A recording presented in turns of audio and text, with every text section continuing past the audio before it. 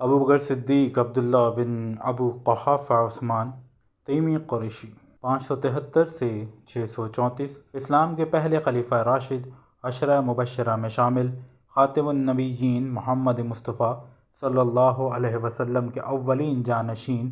صحابی، خسر اور ہجرت مدینہ کے وقت رفیق سفر تھے۔ اہل سنت والجماعت کے یہاں ابو بکر صدیق رضی اللہ تعالی عنہ انبیاء اور رسولوں کے بعد انسانوں میں سب سے بہتر، صحابہ میں ایمان و زہد کے لحاظ سے سب سے برتر، اور ام المؤمنین عائشہ بنت ابو بکر رضی اللہ تعالی عنہ کے بعد پیغمبر اسلام صلی اللہ علیہ وآلہ وسلم کے محبوب تر تھے۔ عموماً ان کے نام کے ساتھ صدیق کا لقب لگایا جاتا ہے، جیسے حضرت ابو بکر صدیق رضی اللہ تعالی عنہ کی تصدیق و تائید کی بنا پر پیغمبر اسلام صلی اللہ علیہ وسلم نے دیا تھا۔ ابو بکر صدیق عام الفیل کے 2 برس اور 6 ماہ بعد سن 573 میں مکہ میں پیدا ہوئے۔ دور جاہلیت میں ان کا شمار قریش کے متمول افراد میں ہوتا تھا۔ جب پیغمبر اسلام محمد مصطفیٰ صلی اللہ علیہ وسلم نے ان کے سامنے اسلام پیش کیا تو انہوں نے بغیر کسی پس و پیش کے اسلام قبول کر لیا، اور یوں وہ آزاد بالغ مردوں میں سب سے پہلے اسلام قبول کرنے والے کہلائے۔ قبول اسلام کے بعد 13 برس مکہ میں گزارے، جو سخت مصیبتوں اور تکلیفوں کا دور تھا۔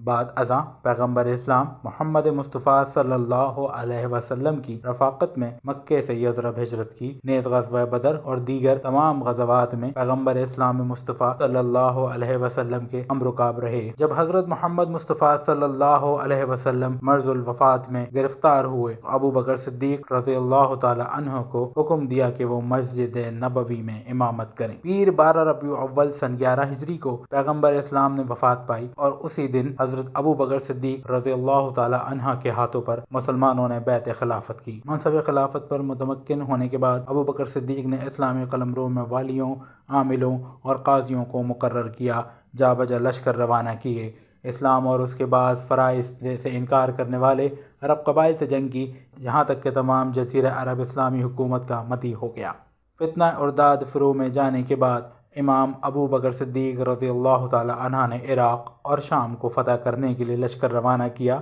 ان کے عہد خلافت میں عراق کا بیشتر حصہ اور شام کا بڑا علاقہ فتح ہو چکا تھا۔ پیر 22 جمادی الآخری سن 13 ہجری کو 63 برس کی عمر میں خلیفہ اول ابو بکر صدیق رضی اللہ تعالی عنہ اس دار فانی سے کوچ فرما گئے، اور حضرت عمر بن خطاب رضی اللہ تعالی عنہ ان کے جانشین ہوئے۔